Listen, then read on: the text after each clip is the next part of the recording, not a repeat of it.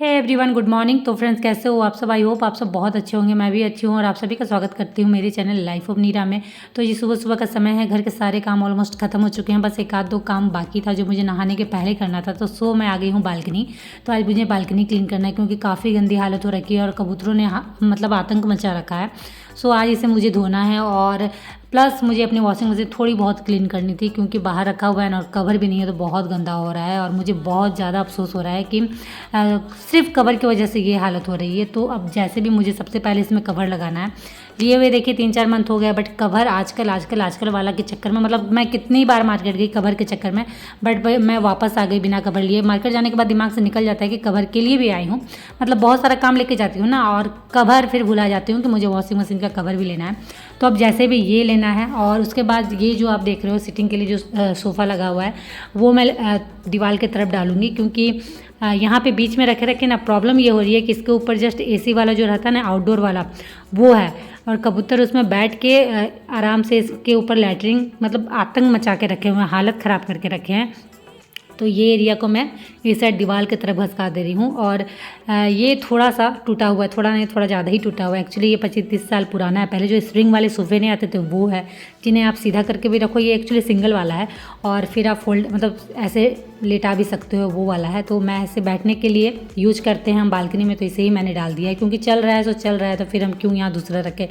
और बालकनी में आप कितनी देर बैठते हो, थोड़ी बहुत देर, तो इसलिए मैंने इसे यहाँ रखा है। तो चलिए वो मैंने साइड कर लिया। अब मेरा ये बीच वाला एरिया पूरा एकदम खाली हो चुका है।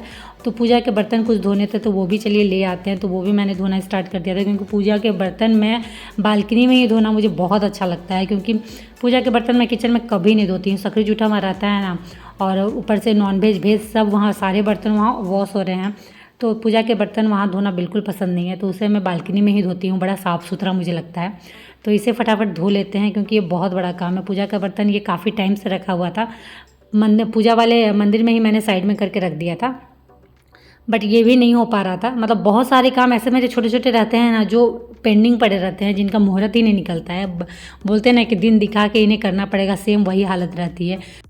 जब पूजा पाठ होता है तो ये सारे बर्तन निकल जाते हैं। जब वैसा कुछ घर में पूजा होती है जिनमें भोग वोग लगाते हैं भगवान को बना के, उस समय ये सारे बर्तन निकलते हैं। लेकिन फिर जब इन्हें धो के वापस रखना होता है तो उसके लिए दिन मतलब देखना पड़ता है, कौन दिन होता ही नहीं है। साइड में रखे रहते हैं, मेरे दिमाग से भी कितनी बार निकल जाता है क्योंकि इन्हें मैं बाहर नहीं रखती, पूजा रूम में ही साइड में किनारे करके रख देती हूँ। तो काफ़ी मतलब पूजा करने समय जाती हूँ पूजा रूम, तो उस समय याद आता है कि अरे ये बर्तन धोने। उसके बाद जब मैं वहाँ से निकल गई उसके बाद दिमाग से निकल जाता है, उस चक्कर में ये बर्तन भी पड़े हुए थे। तो आज फाइनली इसे मैंने धो दिया और इसे चलिए साइड करके रख देते हैं। उसके बाद मैं वापस आ गई थी, बालकनी मुझे धोना था, काफ़ी गंदी हो रखी थी। कबूतरों ने जो हालत ख़राब करके रखा है ना, और आप कितना बार बार आके भगाओगे, बीच में बिल्कुल नहीं आ रहे थे, पता नहीं फिर आ रहे हैं, और आए जाए कोई मतलब नहीं है, बट जो लैटरिंग मतलब पोटी जो कर रहे हैं ना वो, उसके चलते बालकनी मेरी हालत ख़राब हो रखी है और बिल्कुल अच्छा नहीं लगता है। तो चलिए फटाफट बालकनी को धो देते हैं। और वैसे भी जब मैं बाहर से घूम के आई थी, मतलब विंटर वेकेशन के लिए जब हम बाहर गए थे, उसके बाद से ही मैं आके सोच रही थी कि बालकनी को धोना है, बट वो हो नहीं पा रहा था। लेकिन आज फाइनली चलिए बालकनी में को धो देते हैं, ये काम भी ख़त्म करते हैं। एक बार बालकनी आप धो लोगे ना, उसके बाद आप निश्चिंत रह जाते, क्योंकि बार बार बालकनी धोने की ज़रूरत नहीं है, उतनी गंदी नहीं होती है। बस कबूतर के चलते मैं अभी परेशान हूँ, नहीं तो मेरी बालकनी उतनी ज़्यादा गंदी होती नहीं। ऊपर से बैक साइड की बालकनी, जो पीछे वाली बालकनी ये है, ये बिल्कुल कम गंदी होती है। फ्रंट वाली तो थोड़ी बहुत डस्ट है क्योंकि आगे साइड जस्ट मेरे घर के बगल में रोड है, तो उस वजह से आगे वाली बालकनी थोड़ी ज़्यादा गंदी हो जाती है। बट पीछे वाली जो मेरे रूम के साथ है अटैच, वो बालकनी बिल्कुल गंदी नहीं होती है। और यहाँ पे कैंडल जो दिवाली में हम जलाते हैं, वो उसके थोड़े बहुत लिक्विड जो नीचे वो ज़मीन में गिर गए थे, तो वो तो गिरने से पूरे उसमें सट जाते हैं, तो वो भी बड़े ख़राब लगते हैं। तो वही मैंने उसे भी हटा लिया क्योंकि जब अगर आप कोई चीज़ क्लीन कर रहे हो तो छोटी छोटी चीज़ भी अगर दिखती है ना तो वो ठीक नहीं लगती, तो उसे भी साथ ही साथ क्लीन कर दो। तो चलिए फाइनली बालकनी मेरी साफ़ हो गई है, मतलब अब अच्छा लग रहा है साफ़ करके। क्योंकि आप ऐसे भी कभी देखना, घर अगर आप साफ़ कर रहे हो और कभी घर में आपका पेंट पोचाड़ा होता है और उसके बाद जब आप घर धोते हो तो उसकी रौनक कुछ और ही रहती है, और ऐसे घर आप डेली पोछते हो उसकी रौनक कुछ और ही रहती है। मतलब घर या बालकनी धोने के बाद ना बड़ा सुकून लगता है, बड़ा फ्रेश लगता है। तो बालकनी धो के मैंने जस्ट नहा के मैं आ गई हूँ और अभी बनाना है मुझे खाना। तो फ्रिज में कुछ प्याज साग पड़े हुए थे जो सूख जा रहे थे, थोड़ी दिन पहले इन्होंने लाया था, तो थोड़ा सा मैंने बीच में बनाया था और थोड़ा सा मैंने रख दिया था क्योंकि हम दोनों ही सिर्फ खाते हैं, तो साग ज़्यादा बना नहीं मतलब क्या करोगे आप बना के, तो थोड़ा थोड़ा ही बनाते हैं, बच्चे खाने ही नहीं खोजते हैं। तो इसीलिए थोड़ा सा मैंने बनाया था, थोड़ा सा रख दिया था। तो अभी मुझे जस्ट याद है कि अरे साग थोड़ा सा है, प्याज साग, तो वो चलिए बना लेते हैं, क्योंकि दोपहर में साग बड़ा अच्छा लगता है भात के साथ खाने में। तो वही मैं बना रही हूँ प्याज साग। और प्याज साग की रेसिपी तो आपको पता है, बिल्कुल सिंपल है, मैं कुछ भी इसमें ऐड नहीं करती हूँ, बस सरसों और लाल मिर्चा बस। तो वो हो गया था, तो प्याज साग मैंने डाल दिया था। और उसके बाद ये इधर मैंने आज बनाया है डुबकी, जो कि एकदम हमारा पहाड़ी खाना, देसी खाना आप बोल सकते हो, बहुत टेस्टी लगता है। और इसकी रेसिपी भी मैंने आप लोगों के साथ पहले शेयर की है। तो ये रेडी था, बस इसमें छौंक लगाना बाकी था। तो चलिए फटाफट छौंक लगा देते हैं। तो तेल मैंने गर्म किया है और उसमें मैं ऐड कर रही हूँ कड़ी पत्ता, मिर्चा, सरसों। कड़ी पत्ता ज़रूर ऐड करिएगा, कड़ी पत्ता इसको और ज़्यादा टेस्टी बनाता है। तो बस ये हो गया और इसे इसमें छौंक लगा देंगे। उसके बाद इसका टेस्ट और दुगना बढ़ जाता है और भात के साथ ये बहुत टेस्टी लगता है। मतलब जितनी क्वांटिटी में आप खाते हो उससे ज़्यादा आप खा लोगे जिस दिन ये बनाओगे घर में। तो चलिए ये हो गया। हाँ, अगर आप में से किन्हीं को नहीं पता है कि कैसे बनाते हैं तो प्लीज़ मुझे कमेंट करिएगा, फिर से मैं बता दूँगी। वैसे मैंने पहले ही ये शेयर किया है कि कैसे बनाते हैं। और अब चलते हैं साग की तरफ। क्या हालत है, तो साग ऑलमोस्ट डन है, जितना पानी निकलना था निकल चुका है और साग बनकर रेडी हो। प्याज साग बहुत टेस्टी लगता है और जब ये घर में बनता है ना तो एक सोनी सोनी खुशबू पूरे घर में छा जाती है। बहुत टेस्टी लगता है प्याज साग, मतलब पूरे साग में प्याज साग मेरा फेवरेट है। और अब उसके बाद बारी थी थोड़ी सी सलाद की, क्योंकि सलाद आप लंच और डिनर और थोड़ा बहुत ऐड करना चाहिए। तो मोस्टली तो गाजर और प्याज ही ऐड करते हैं, बट इन्होंने बीट भी ले आया था। बीट एक्चुअली मेरे घर में बहुत दिन बाद आ रहा है, क्योंकि सच बोलूँ मुझे नहीं पसंद है, या बच्चों को भी नहीं पसंद है। जबकि बीट काफ़ी फ़ायदेमंद होता है, खाना चाहिए, थोड़ा बहुत सलाद में ऐड करना चाहिए। बट वही मन नहीं करता, और मैं अकेले खाऊंगी भी तो कितना खाऊंगी। तो बट इन्होंने ले आया था तो वो भी मैंने साथ में काट दिया है कि बच्चे अगर गाजर खाएं तो ठीक है। तो मैंने कुछ भी ऐड नहीं किया, सिर्फ गाजर, प्याज और बीट ऐड किया है, थोड़ा बहुत टमाटर और धनिया पत्ता। तो मुझे पता है कि बच्चे गाजर छाट छाट के खा लेंगे, बीट हमें ही खाना पड़ेगा। तो चलिए वो तो हो गया। उसके बाद कुछ सब्जियां इन्होंने लाया था तो वो भी मैं सरिया देती हूँ, क्योंकि ये भी पड़ा ही हुआ था। इतने सारे काम हो जाते हैं ना कि फिर मन थक जाता है, लगता है कि और अब नहीं, बाद में। तो इसी चक्कर में बहुत सारे छोटे छोटे काम पेंडिंग में पड़े रहते हैं। साथ ही साथ करते जाओ तो आपके लिए अच्छा है, काम आपके धीरे धीरे ख़त्म होते जाएंगे।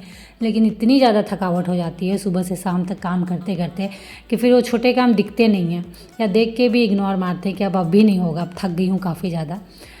तो चलिए फाइनली सब्जी भी मैंने सरिया लिया, थोड़ा बहुत जो वहाँ गंदा हुआ है उसे साफ़ कर लेते हैं। उसके बाद अभी शाम हो गई थी तो अब मैं आ गई थी वापस किचन, बच्चों के लिए कुछ नाश्ता बनाने। तो मैंने जैसे आपको दोपहर में कहा था ना कि बच्चे बिल्कुल नहीं खाते हैं साग, तो उसके लिए मुझे ये सब करना पड़ता है। तो आज नाश्ता में मैं पकौड़ी बना रही थी, तो उसमें मैंने पालक की साग ऐड कर दी है। साग भरपूर ये लाते हैं तो हम लोग दोनों कितना खाएंगे, डेली डेली आप दोनों 2 जन के लिए कितना साग बनाओगे, बच्चे खाने ही नहीं खोजते, तब मुझे ये सब करना पड़ता है।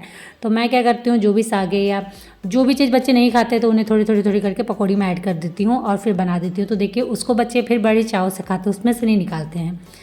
तो वही मैंने पालक साग इसमें ऐड कर दिया है। बेसन मैंने एकदम हल्का दिया है, पालक साग ही मैंने ज़्यादा डाल दिया है कि ज़्यादा क्वांटिटी में रहे, ये बच्चे खाएंगे तो उनके लिए फ़ायदा ही होगा। बच्चों को खिलाने के लिए बहुत जुगाड़ लगाना पड़ता है कि कैसे क्या करें कि बच्चे खाएं, क्योंकि बहुत सारी चीज़ें होती हैं जो वो नहीं खाते हैं। जैसे अभी आप कैबेज भी बना के दोगे ना, बहुत कम वो लोग खाते हैं, और वही कैबेज आप पकौड़ी में डाल के दे दोगे तो वो लोग खा लेंगे। सेम साग की भी वही हालत है, इसलिए मैं जो चीज़ वो नहीं खाते हैं मोस्टली मैं क्या करती हूँ, पकौड़ी जब बनाती हूँ उसमें ऐड कर देती हूँ तो वो खा लेते हैं, उसमें फिर उनका ना नुकुर कुछ नहीं होता है। तो हेडेक रहता है। बचपन में भी मुझे याद है जब ये नहीं खाते थे, जब ये बहुत छोटे थे और जब नहीं खाते थे तो मुझे इन्हें गोदी में लेके घूमना पड़ता था पूरे घर में, बालकनी ऊपर नीचे, ये देखो चिड़ियाँ है, देखो तितली, ऐसे करके दिखा दिखा के खिलाना पड़ता था। तो बच्चों को खिलाने में बहुत हालत ख़राब हो रखी रहती है, छोटे रहते हैं तब भी, जब बड़े हो जाते हैं तब भी। छोटे रहते हैं तो आप ठग के इधर उधर करके घुमा के खिला दोगे, लेकिन जब बड़े हो जाते हैं तो बहुत ड्रामा इनका रहता है। तो चलिए फाइनली पकौड़ी रेडी थी तो बच्चों को मैंने दे दिया। उसके बाद कुछ कपड़े मैंने आयरन करके रखे थे, आज फाइनली मैंने थोड़े बहुत कपड़े आयरन किए हैं। कपड़े भी पड़े हुए थे, जब से मैं घूम के आई थी वो वैसे ही रखे हुए थे एकदम। मुझे मतलब आयरन करना तो बिल्कुल बोरिंग लगता है, वो बहुत मुश्किल से करती हूँ, मन को कितनी मुश्किल से मनाना पड़ता है कि वे आयरन करना है।